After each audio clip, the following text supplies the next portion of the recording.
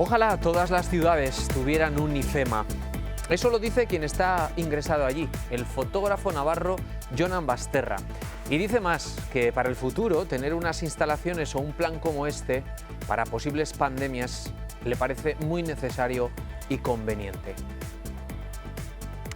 Ojalá, ahora lo digo yo, podamos parar entre todos la escalada de muertos diaria que tenemos en nuestro país. Y ojalá en especial frenemos las muertes de nuestros mayores, muchos en residencias.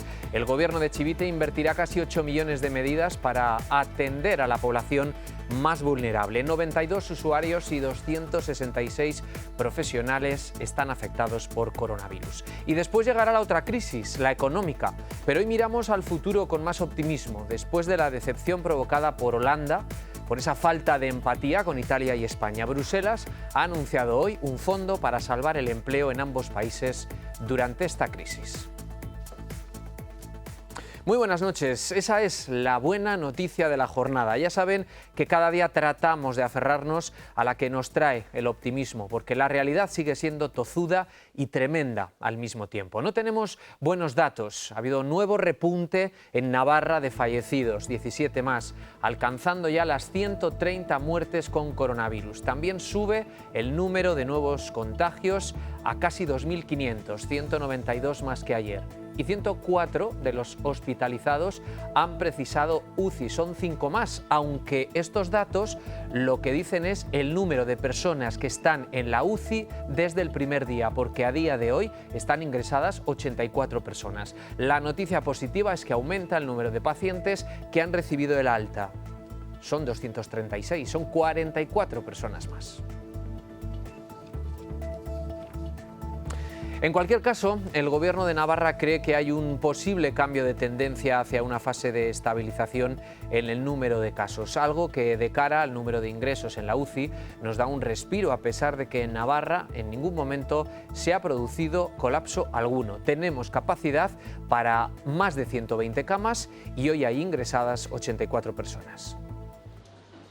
Aún es pronto para hablar de cambio de tendencia y estabilización de la pandemia en Navarra. El porcentaje se ha ido reduciendo, pero también es cierto que en las últimas horas ha habido algún incremento porcentual mayor. Prefiero esperar hasta este viernes o sábado para realizar una valoración más precisa. La consejera de Salud reitera que las UCIs no están al límite de su capacidad. No podemos hablar en ningún caso de situación de colapso y tiene contempladas ampliaciones de capacidad a los 120 puestos de cuidados críticos. Habla de un margen variable de hasta un 30% más si fuese necesario. Sobre la llegada de las pruebas rápidas, uno de los temas más comentados de las últimas semanas, insiste. El día que desde luego nos lleguen estos test rápidos vamos a complementar, pero en Navarra se está haciendo una determinación muy importante de test mediante la PCR, que desde luego es un test muy seguro. En total se hacen aproximadamente 400 pruebas PCR al día. Desde el inicio de la pandemia ya se han contabilizado 6.500 pruebas. Y siguiendo con los materiales, habla de una nueva fase de adquisición de respiradores. Del sistema público y con los recursos del sistema privado, se cuenta con todos ellos, con respiradores que se utilizan en intensivos, anestesia. Santos Indurain hace una aclaración sobre el uso de mascarillas. No es necesaria para la población sana. Y un uso incorrecto de estas mascarillas puede incluso generar más riesgos si no se utilizan debidamente. Las mascarillas están indicadas para pacientes contagiados, para pacientes con síntomas y por indicación sanitaria. Mientras, la mejor medida de protección es quedarse en casa.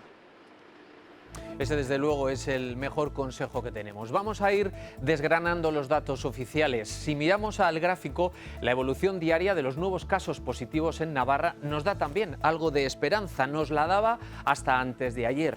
Íbamos, de hecho, con todas las cautelas del mundo. El miércoles la tasa de contagios se situaba en ese 18,5%, algo que ha ido descendiendo a lo largo de la semana hasta situarse ayer en este 7,41%, ligeramente algo más elevada, pero es que la de hoy ha vuelto a subir, como ven, hasta el 8,33%. Estos son los porcentajes. Vemos esa evolución también en este otro gráfico donde se recogen los datos de los últimos 15 días, desde el 15 de marzo, con los nuevos contagiados. El pico más alto ha sido este 230 nuevos casos en las últimas 24 horas. Fueron los datos del pasado viernes 27 de marzo. Pero la tendencia desde hace unos días, como pueden observar, es a la baja a pesar de lo que ocurrió ayer y lo que ha ocurrido hoy, que nos ha vuelto a dejar en los 192 casos en 24 horas. La incidencia por zonas,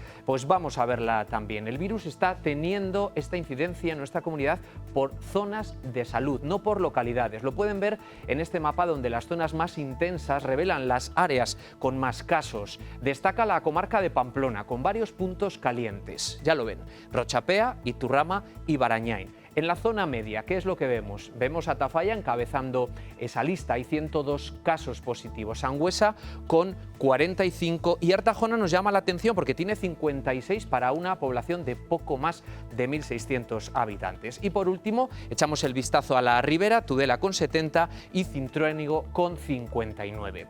Vamos a echar un vistazo ahora a los datos que nos ha dejado hoy el país. El número de fallecidos vuelve a alcanzar ese máximo diario, es el número récord. No se había alcanzado este número de fallecimientos en un día en nuestro país, con 864. Está ya rozando, sobrepasando los 9.000. Es un día, desgraciadamente, de cifras muy redondas. Se superan los 100.000 contagios, son 7.700 más que ayer y tenemos 5.800, casi 6.000 ingresados en la UCI. Las buenas noticias, que también las hay, son las de los que se han curado. 22.600 personas, es una cifra que desde luego aumenta, son 3.388. Según los expertos, estos datos, esta curva sigue aplanándose poco a poco con un crecimiento de casos y muertes cada vez más suave.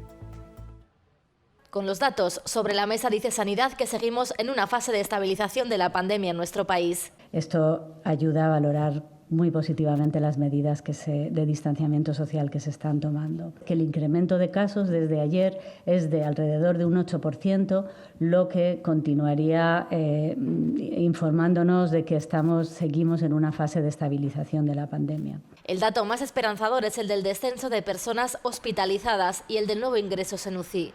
Y por lo tanto, aumentar las probabilidades, que yo creo que estamos poco a poco consiguiéndolo, de que nuestro sistema sanitario sea capaz de tratar correctamente a todos aquellos que lo necesiten.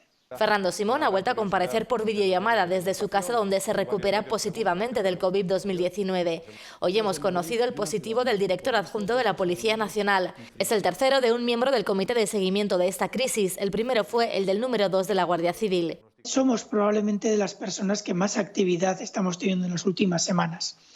Eso obviamente nos expone a situaciones de riesgo mayores que a mucha otra parte de la población. Desde el punto de vista de que la transmisión fuera en Moncloa, primero creo que es irrelevante y segundo, lo cierto es que en Moncloa hay muchísima más gente que no está infectada.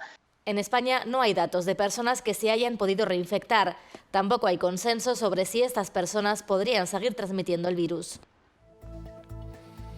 Y nuevos casos de políticos contagiados por coronavirus, vamos conociéndolos casi a goteo diario. El diputado socialista por Navarra, Santos Cerdán, descansa ya en su domicilio después de recibir el alta hospitalaria tras permanecer 8 días ingresado a causa de una neumonía tras dar positivo por COVID-19. Debemos apostar a este país, no hemos escuchado la propuesta de los demás.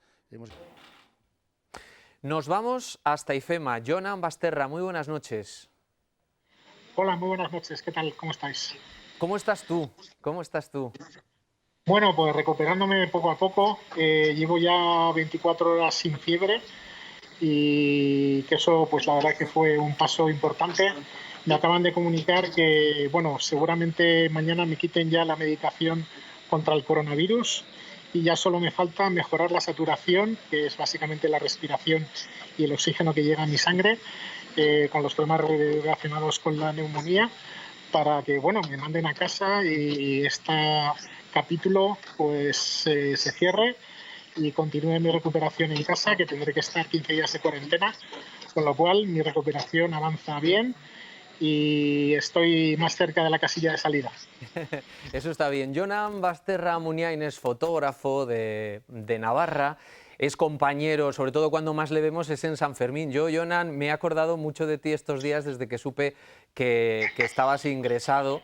Estamos muchos pensando también en San Fermín, cada vez menos, desgraciadamente.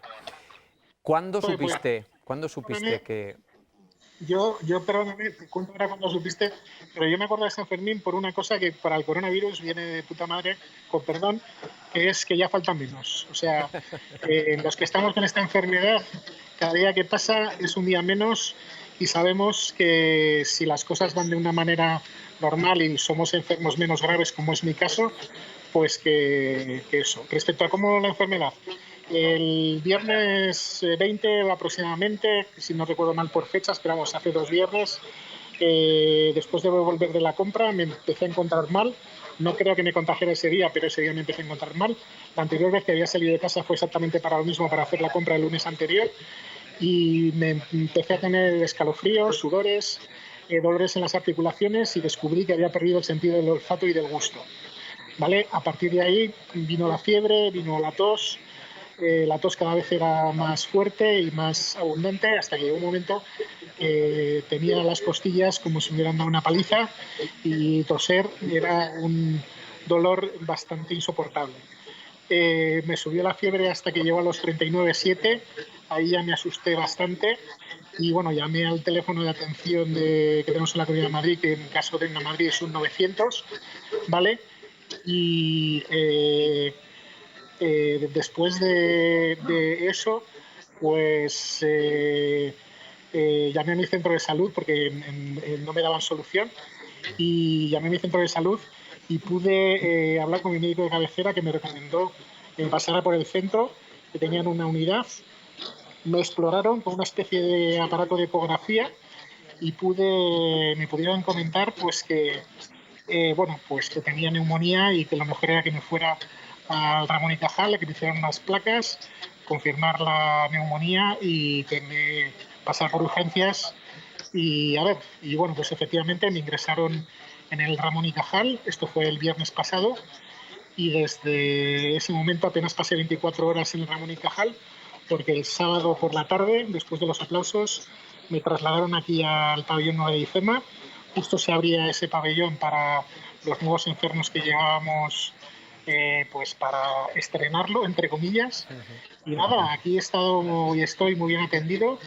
Los médicos y los sanitarios son como los del resto de España, todos son fantásticos, maravillosos, no nos falta de nada, no tengo ninguna queja, y la verdad es que ha funcionado muy bien, sobre todo para que la gente pueda ocupar camas, disponer las camas de los centros hospitalarios pues para pacientes más graves. Los que venimos aquí somos pacientes de menor gravedad, y afortunadamente estamos más cerca de la salida. Jonan, antes de despedirte y de darte las gracias, te hemos leído mucho estos días en las redes sociales, y yo he decidido empezar hoy el programa leyendo uno de tus tweets. Decías que ojalá todas las ciudades tuvieran un IFEMA. Las noticias que nos llegan es precisamente de cuestionar el trabajo que se está haciendo allí. Tú que estás ahí, ¿es para tanto? No, yo creo que las quejas vienen porque, bueno, pues los sanitarios pues obviamente han tenido problemas con sus materiales de protección, y me parece súper lógico que protesten por ello, porque verán que las cosas se pueden hacer mejor. ¿Quién mejor que ellos están diciendo? Pero desde luego, como paciente, vamos, a mí es lo mejor que me ha podido pasar, me ha podido atender fenomenal, y todos estamos muy contentos de poder estar aquí, y la verdad es que enseguida han sabido, bueno, es más fácil porque te digo, somos pacientes menos graves, pero que de verdad, ojalá, no sé si allá en Requena se podría hacer algo parecido, pero alivia las plazas de los hospitales importantes y es una buena solución, ¿vale? Así que yo, desde luego, no tengo ninguna queja y lo recomendaría abiertamente. Jonan, ¿qué va a ser lo primero que hagas cuando te den el alta? Pues irme a casa, no puedo hacer mucho más. Yo creo que me voy a poner la canción esta de Nessun Norma de Luciano Pavarotti, sobre todo porque termina súper bonito diciendo: Vincero, he vencido, ¿vale? Pues ese espero ser yo, pues más pronto que tarde. Qué bien, nos alegramos muchísimo. Muchas gracias por atendernos porque, en fin, una cosa es estar ingresado y otra pasar el rato, como para atender a tantísimos medios como te hemos llamado estos días. Un abrazo muy fuerte y muchas gracias. Nos vemos pronto. Gracias. Gracias, gracias.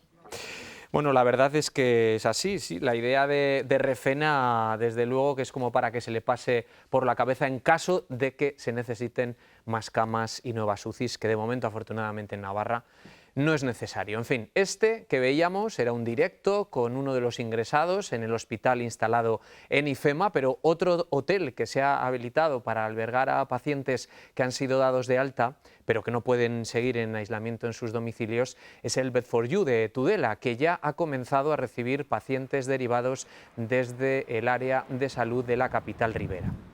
Se busca de esta forma descongestionar el Hospital Reina Sofía. En este nuevo hospital trabajarán 13 profesionales sanitarios.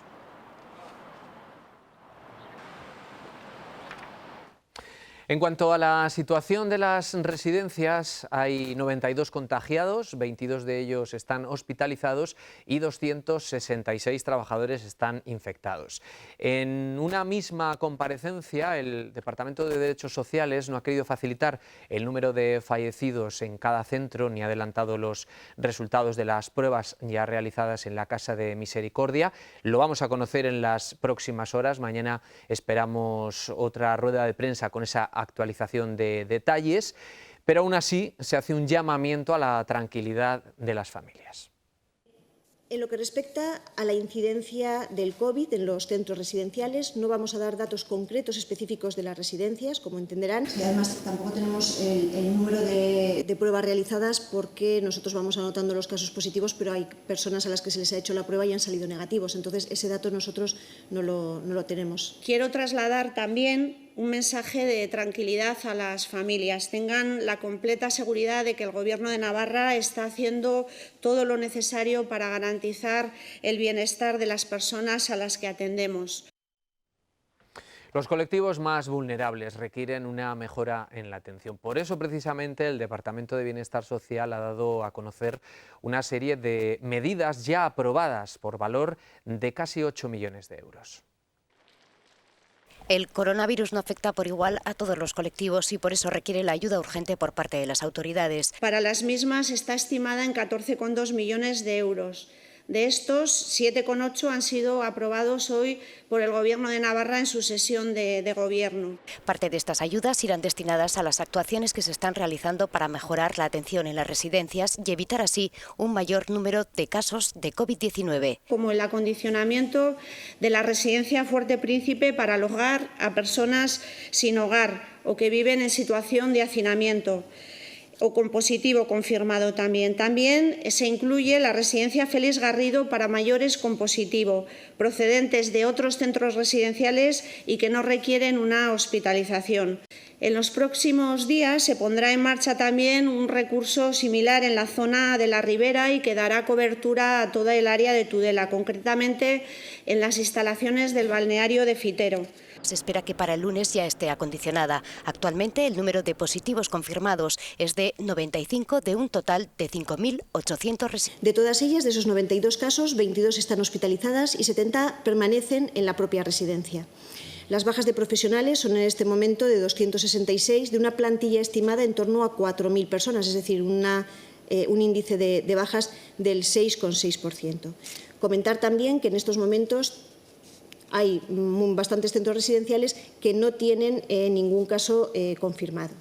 El Departamento de Derechos Sociales también está trabajando en los casos de menores cuyos padres hayan dado positivo, así como en la mejora en la comunicación de familiares y residentes.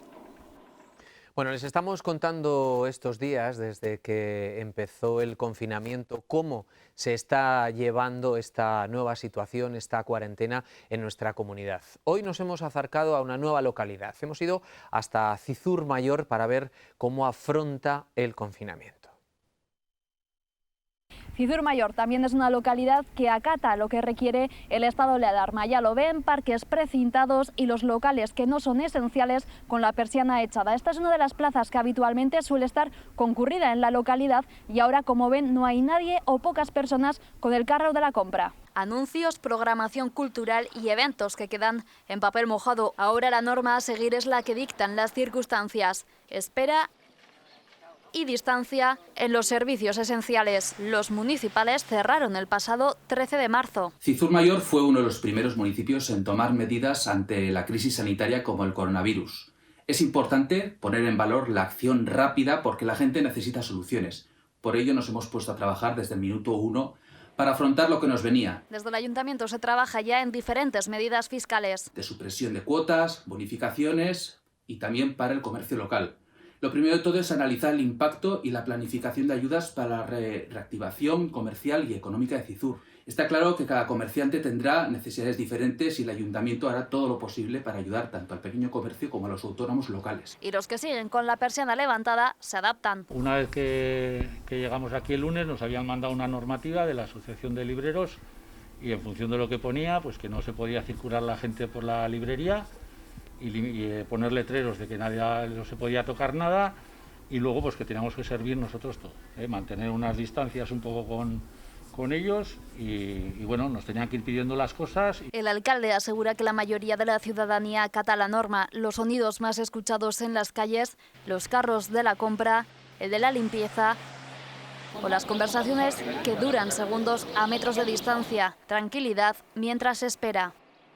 Y ahora abrimos ya la puerta a la solidaridad. Volkswagen Navarra ha entregado ya a las autoridades sanitarias las primeras 1000 pantallas protectoras que ha fabricado con su impresora 3D, que habitualmente se utiliza para la producción de vehículos. 5 profesionales se encargan de fabricar 130 unidades al día, que una vez producidas son desinfectadas en la propia fábrica.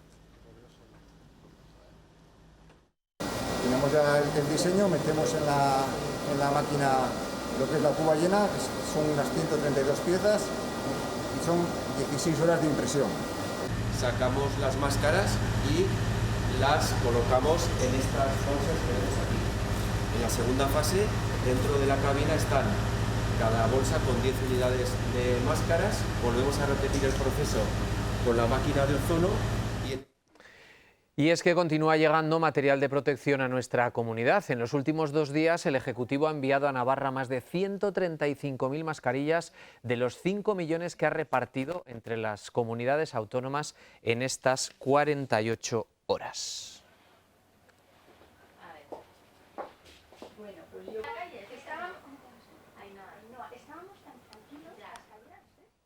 Arturo Ariño, director del Departamento de Biología Ambiental de la Universidad de Navarra. Muy buenas noches. Buenas noches. ¿Cuál es el misterio que hay detrás de las mascarillas? No hay ningún misterio. Las mascarillas que se usan como equipos de protección tienen una tecnología bastante avanzada.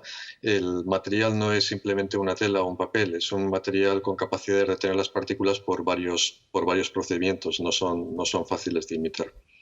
Arturo, se está hablando mucho de las mascarillas, de si hay que llevarlas, si no hay que llevarlas. ¿Cuáles son las mejores y quién las tiene que llevar? A ver, las mascarillas para el personal sanitario que está en contacto inmediato con pacientes enfermos, es mejor que sean mascarillas de buena protección. Típicamente son equipos de protección individual, lo que se llama comúnmente mascarillas tipo P1, P2, pero esas mascarillas están diseñadas para evitar la entrada de los contaminantes, o en este caso los patógenos, hacia el interior.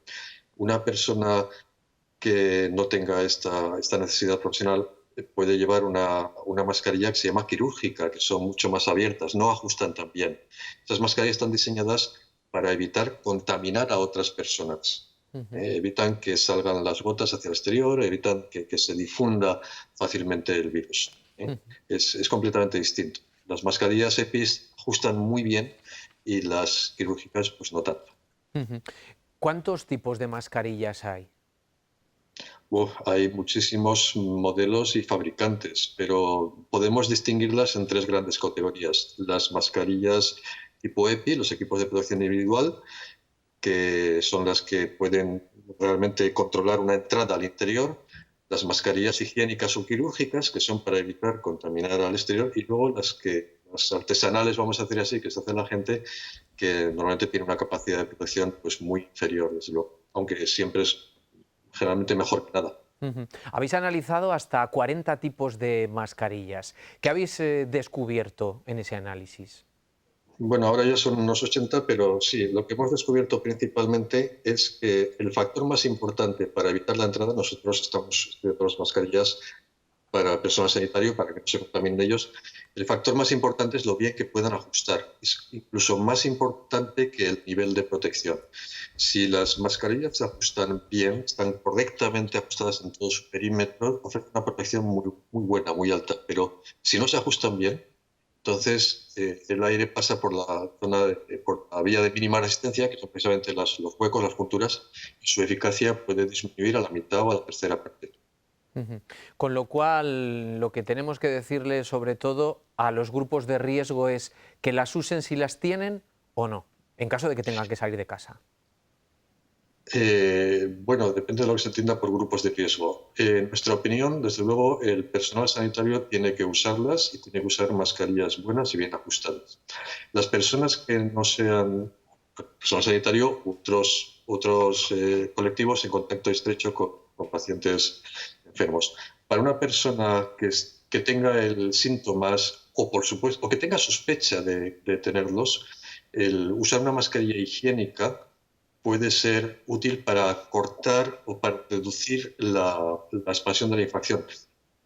Pero, por otro lado, hay que tener en cuenta que no es una panacea y que no se puede confiar en ellas excesivamente.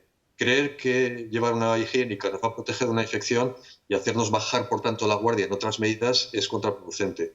Las mascarillas ayudan, pero no son ni mucho menos la única forma de controlar la infección.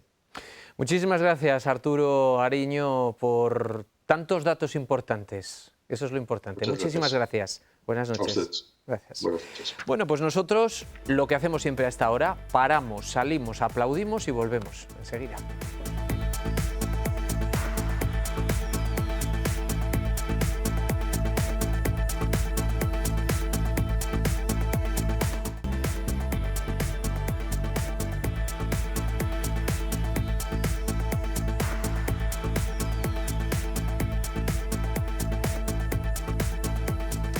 Bueno, pues estamos ya de vuelta y vamos a continuar, vamos a hablar en este punto de la situación económica, los ERTEs que se han presentado ya en nuestra comunidad hasta la fecha superan los 5.600, de los cuales 3.000 están ya incluidos en la base de datos para su posterior gestión.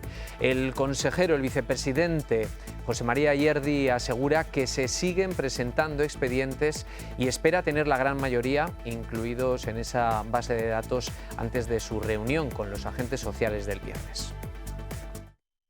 A lo largo de esta semana ha seguido presentándose nuevos expedientes de ERTEs desde el lunes pasado, en menor intensidad que los días de la semana pasada, pero este es un proceso que sigue y que en la reunión que vamos a mantener el viernes que viene con los agentes sociales extenderemos la información y esperamos que en ese momento prácticamente la totalidad de los expedientes estén ya recogidos en esta base de datos. Ahora les vamos a contar una historia que ha ocurrido en un pueblo de Navarra. Nos vamos hasta Allegui.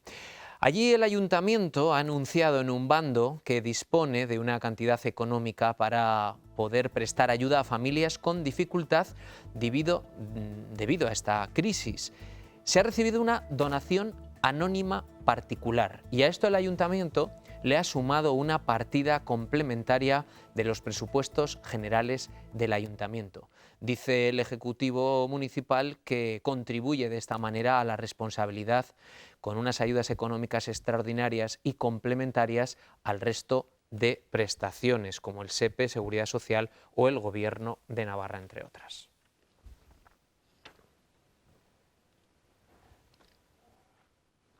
Leonardo Camaces, alcalde de Allegui, muy buenas noches. Hola, buenas noches. ¿Qué le ha llevado al ayuntamiento y al alcalde a firmar este comunicado? Bueno, nos viene a firmar este comunicado porque el Ayuntamiento de Allegui, como bien sabéis, y ha aparecido en este escrito, tenemos que ser responsables en la medida de lo posible para ayudar y contribuir a estas medidas que se están haciendo y que todo el mundo pueda tener una ayuda. ¿Qué ha detectado? ¿Cree que vecinos del pueblo puedan estar en una situación complicada? Bueno, de momento Allegui no hemos detectado ningún problema, ¿no? Como bien sabéis, la localidad de Allegui, todavía no tenemos localizado si hay un problema de este tipo. Si sabemos que se han presentado bastantes ERTEs, todavía no están definidos ni que están aprobados, pero bueno, nosotros nos hemos querido adelantar y poder contribuir y ayudar a esas personas que en estos momentos difíciles van a tener un problema económico y que podamos contribuir a que todo el mundo pueda estar respaldado desde este ayuntamiento. ¿Usted sabe esa donación anónima por qué ha llegado hasta el ayuntamiento? Bueno, es una donación anónima, como bien dice la palabra, es anónima. Entonces, no sabemos por qué, pero creemos que es una persona que pueda estar vinculada al pueblo de Allegui y que, como bien sabéis, podemos decir que toda ayuda que venga exterior contribuye a dar una ayuda a lo que es el ayuntamiento y estamos encantados y muy agradecidos. Y aportaremos, como bien hemos dicho, también desde una partida presupuestaria para complementar esa ayuda. Anónima en cuanto al nombre de la persona o personas que están detrás, pero quería saber si esa donación ha llegado con algún mensaje concreto. No tengo ningún interés, siendo anónima, en saber quién está detrás de esto, pero desde luego es como para reconocérselo. ¿Qué cantidad? Pues nos ha llegado una cantidad de alrededor de unos 4.000 euros. Con ello sí que queremos contribuir y decir que sí que no nos han impuesto ninguna medida ni ninguna condición. Solamente se quería dar esa ayuda para que se ayudase en estos momentos difíciles. Desde el Ayuntamiento de Allegui, formado por mí y por mi equipo de gobierno, hemos creído oportuno dar esa ayuda a las personas que ahora no solamente como se viene ayudando desde el servicio sociales de Allegui, sino todas las personas que puedan tener una dificultad, que bien puedan haber entrado en ERTE, en paro o en un despido, se puedan acoger a esa ayuda y nosotros desde aquí intentaremos trabajar, como hemos dicho, en las ayudas para que todo el mundo, con unos bonos que tendremos que estudiar, que ya hemos lanzado, cómo hacerlo, puedan ir a los establecimientos de aquí de Allegui, en fin, para los productos de primera necesidad que puedan comprar, bien siendo de alimentación, en farmacias, etcétera. A esa donación anónima de 4.000 euros se le suma una partida complementaria de los presupuestos municipales de este año. ¿Cuánto le va a sumar el ayuntamiento? Bueno, el ayuntamiento todavía no tenemos calculado qué complementación vamos a hacer para ello. Solamente decir que según veamos el estudio y vayan pasando los días, las semanas, o no sabemos hasta cuándo vamos a poder tener este confinamiento y estos problemas económicos que puedan surgir, estudiaremos bien o una cantidad u otra. Ahora mismo eso es lo de menos, lo importante es poder ayudar y en eso estamos. Leonardo Camaces, muchísimas gracias por su tiempo y desde luego gracias por colaborar desde las instituciones con quien se va a encontrar a partir de ahora en una situación complicada. Muchas gracias. Muy bien, muchas gracias. Sí, porque perder el empleo o que se le reduzca el sueldo de manera tan repentina, desde luego es una malísima noticia. Y iniciativas como estas pues ayudan a aplacar, pero hay más historias mucho más profundas. La de perder la vida. 130 personas con coronavirus la han perdido ya en Navarra. Desde el endurecimiento de las condiciones del estado de alarma se han prohibido los velatorios y apenas pueden acudir 3 personas a los entierros. Con lo que ya no se repite esta imagen, por ejemplo, en el cementerio de Pamplona. Esta otra es de esta misma mañana. De masivas despedidas a un ser querido a hacerlo casi en una dolorosa clandestinidad. Por todos los componentes añadidos que estamos teniendo, como la naturaleza traumática de la muerte, toda esta falta de permiso para poder cerrar y despedir y toda esta falta en este momento de red social, sí que yo definiría tal vez estos procesos de duelo como procesos de duelo mucho más duros y que pueden generar ciertas complicaciones. El coronavirus obliga a realizar un duelo en solitario e impide despedir a un ser querido como estamos acostumbrados, lo que acrecenta el dolor ante la pérdida. Cruel puede ser una de las palabras que defina, ¿no?, todo este sentir emocional que estamos teniendo. También te diría que se me ocurren otras, se me ocurre intensa, se me ocurre nueva, dolorosa, impactante, extraña, inesperada. Tantas palabras que intentan de alguna manera definir un poco todo el proceso emocional que estamos viviendo y todo el sentir que nos está tocando vivir. Se produce sin duda un duelo diferente al que sufrimos hasta ahora. Esta situación es absolutamente nueva para todos y necesitamos dejar que las propias emociones también hagan su proceso y hagan lo que necesitan hacer. Importante que no nos aislemos, que busquemos la manera de relacionarnos con otros. Esto nos va a ayudar también a empezar como a posar la naturaleza real de la muerte y de la pérdida. Y también, y hasta donde podamos, ¿no?, con esta realidad que tenemos, intentar tener cierto cuidado con nosotros mismos, en la alimentación, en el sueño, poder atender nuestro cuerpo físico, que al final es el que también nos sostiene. Es lo que también explican a través de sus redes sociales. Goizargui programaba esta tarde un directo en Facebook bajo el título Muerte y duelo en tiempos de coronavirus, impartido por una de sus psicólogas.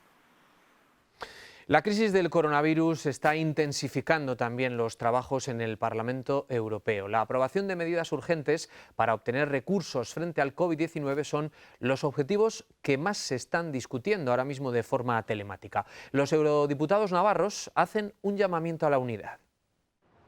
El Parlamento Europeo se suma al teletrabajo. Estamos trabajando más de 700 eurodiputados en muchas videollamadas, una nueva forma de voto telemático, porque el Parlamento Europeo es una institución que no puede parar.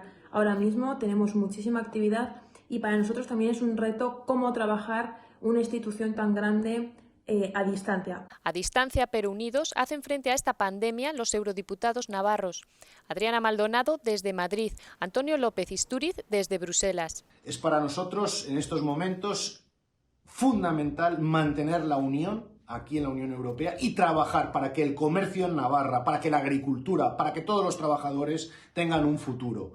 En eso estamos en estos momentos y mucho ánimo a todos los navarros y a todos vosotros. Todos coinciden, la Unión Europea debe hacer honor a su nombre ante esta pandemia que no distingue fronteras ni partidos políticos. Es el momento de demostrar que esto no es un problema de Italia o del Estado español, sino de toda Europa. Es el futuro de Europa el que está en juego, de sus valores fundacionales, que hay que recordar, eran la Europa social, la protección social, y la salvaguarda de los derechos humanos, de los derechos de los 500 millones de europeos. Europa debe estar a la altura, debe dejar de ser un proyecto únicamente de unión monetaria y un conjunto de estados en un sálvese quien puede.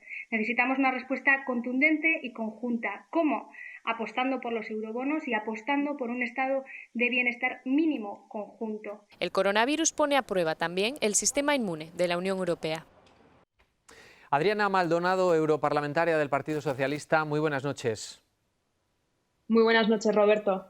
¿Nos tenemos que creer que este fondo anunciado hoy, parece que se está hablando de 100.000 millones de euros, va en serio después de la decepción con Holanda? Bueno, yo creo que estamos ante una situación para la Unión Europea también de estrés, ¿no? De poner a prueba si realmente una situación como la que estamos viviendo ahora, en donde más de 120 países estamos confinados en nuestras casas, no somos capaces de dar una respuesta conjunta, una respuesta solidaria a los problemas de la ciudadanía cuando salgamos de nuestras casas el día de mañana, pues el proyecto europeo posiblemente no tenga mucho sentido. O sea que esperemos que como mínimo esa medida y la medida de los eurobonos sean dos medidas que la Unión Europea y todas las instituciones en su conjunto saquen adelante, porque si no, como te digo, el proyecto europeo posiblemente decepcione a muchísimos europeos. ¿Te sorprendió esa falta de empatía por parte de Holanda? Bueno, sin duda alguna, yo creo que el primer ministro holandés hoy mismo ha intentado rectificar sus palabras y ha dicho que mañana llamará a Pedro Sánchez, que pidió ese plan Marshall, ese plan de inversiones europeo, porque al final hablamos de dinero, pero hay que bajar un poco al terreno los temas. Cuando hablamos de esos eurobonos, lo que estamos hablando es de poder mantener el empleo de autónomos, de poder mantener el servicio de suministro de materiales, porque esta crisis será prolongada en el tiempo. Cuando hablamos de eurobonos, también estamos hablando de que esos agricultores puedan seguir recibiendo sus ayudas para el abastecimiento de todos nuestros bienes de primera necesidad. Por lo tanto, yo creo que Holanda y un poco también Alemania se han visto totalmente solos en esta situación.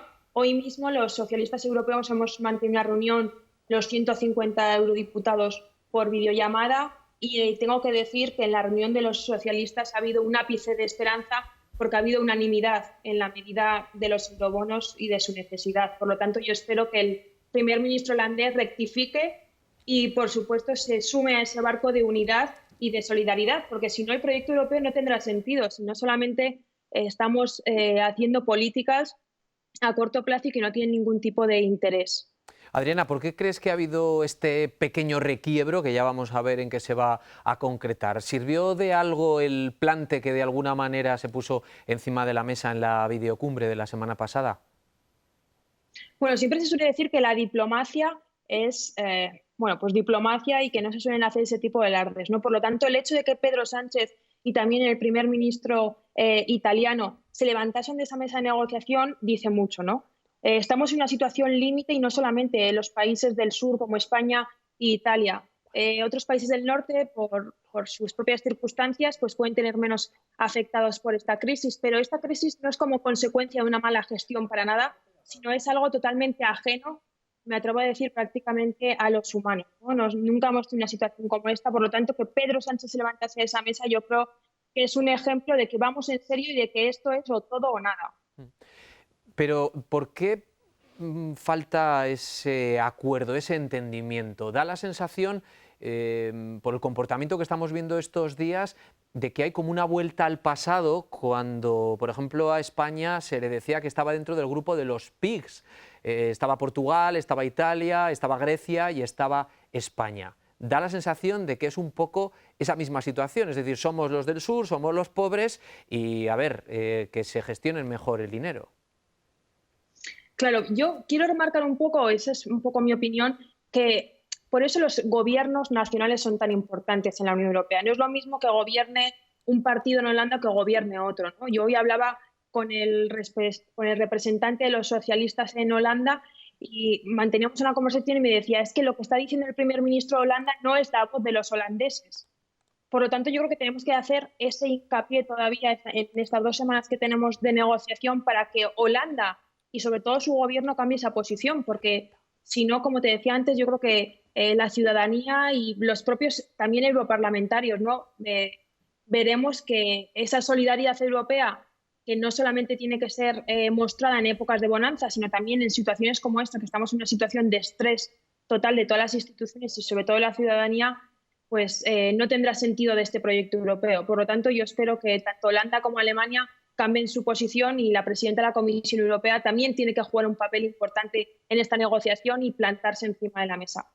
Adriana, para terminar, esos 100.000 millones de euros que están encima de la mesa para esa ayuda a nuestro país, se subraya de alguna manera que sea para el empleo, pero para el empleo de aquellas empresas que decidan continuar.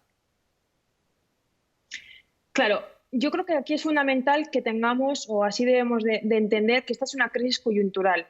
Nunca en la historia había pasado que unos países se cierren de tal manera y, por lo tanto, no sé si será en el mes de abril, en el mes de mayo, pero cuando la economía vuelva a retomar su actividad, tenemos que estar en un momento de invernación. Por lo tanto, estos 100.000 millones lo que vienen es a llenar de liquidez los bolsillos de autónomos, de pequeñas y medianas empresas y también de grandes empresas para que los empleados y los trabajadores, en definitiva, el día de después puedan seguir teniendo unas nóminas. En definitiva, esto viene a ser un sustento económico para que la viabilidad de nuestros ciudadanos siga vigente en el mes de mayo y en el mes de junio.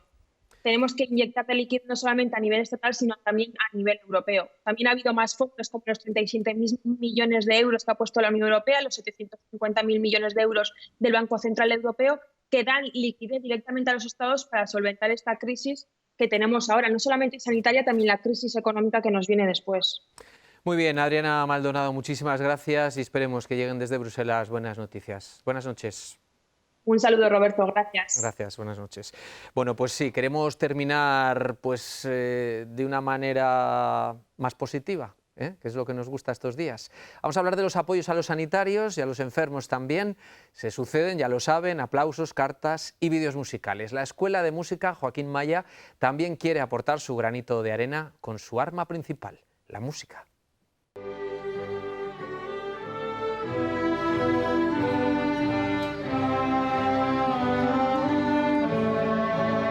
Y bueno, lo que tenemos de especial es que nosotros trabajamos con música y en los tiempos que nos está tocando vivir, que son muy duros, pues la música es, no sé, como un bálsamo, una medicina, algo que está haciendo mucho bien a mucha gente y que nos está emocionando mucho. Un pulso al coronavirus que ellos llevan y hacen llegar a través de la música.